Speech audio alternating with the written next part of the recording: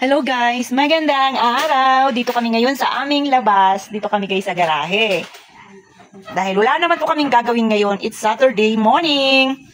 Kasama ko ngayon guys si Nanay at si Yayam. Ayan. Bibili sila ng pandesal. Nay, 20 lang, 20. Ay, 20. Magkano pandesal? Mainit pa yan, be? Arugoy, patikim daw. Iskuha karon eh. Bibili kami ng pandesal guys. Ayan, kasama lang ito si Yayam. Ate Ken. Gising na rin pala yung kapitbahay namin. Ay, dalawa yung baby nyo dyan ah. May baby yung kapitbahay guys. Oo, dalawa yung baby nyo. Magkamukha sila? Ha? May baby. Kung may baby doon, dito may bebe. Ito oh. May jowa. Mainit pa be? Ha? Hindi na siya mainit pero okay pa rin. Ang yayam guys, oh. Yan, ang yayam namin na si mga tagapawak ang ano. Fish chicharon. Marami kami yan, be. Masarap din kasi guys, paminsan-minsan na makatikim ka ng pandesal sa morning. Bata nga lang yung nagtitinda, Saturday naman walang pasok. Kaya ayan siguro nag-sideline ang bata. Tapos dito banda yung putik, oh. Daanan pa ng truck naman, no? Oo. Padinaanan na naman ng truck. Yan, oh. Parang basakan. Ito nga sa amin, oh, yung ano, kanal. Guys, tignan nyo guys, ang daming bata dito, oh. Ito yung kapitbahay namin. Ilan taon na yan siya, te? Ay, oh, 1 year na, diba? Tapos plus doon, pag sa loob ng bahay nila, ang dami. Balik tatlo sila, magkakamuka. Siyempre, ganun, magpipinsan eh.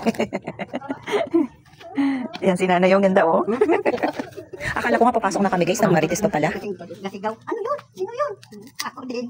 Marites din. Tulog man ito. Tapos ng sampay ako. Tingin ko kung ano din. Ay. Walo! Puti ka na? Halika na, pasok na tayo. Bye-bye. Pasok na. Ito niya yan kasi guys, kasi syempre kung saan kami, doon din siya. Tatlo talaga tayo na eh. Nakit na. Oops. Bigla namang bumalik na eh. Bounce. At yan, nagsarado na nga si Nanay para hindi na makalabas ang aming little boy at nagwalis-walis na nga rin po siya. Kahit ganyan lang yan guys, kakala ninyo walang dumi, marami po mga alikabok na mga kalat na maliliit, kaya dapat po itanggalin kasi minsan napupulot ni Yayam. Although naglinis na rin po ako kanina sa labas. Ayan guys, yung mga kalat ng tag-ulan. Siyempre yung mga bata, hindi mo talaga mapigilan yan. Minsan talagang gustong-gusto nila maglaro dito sa harap namin guys kasi nga dito lang yung part na hindi siya maputik at kita nyo naman diba, kaya lang nakakatakot din minsan, medyo marami pong lumot. Kahit na ako guys, pagka dumadaan ako dito na nakamotor or sa kotse guys, yung mga gulong, talagang madulas. Kaya dapat ibinabrush po yan. Kaya lang wala pa po akong time sa pagbabrush, paglilinis. Buti pa ito yung mga bebe guys. Oh, nag-i-enjoy sila dito sa labasan.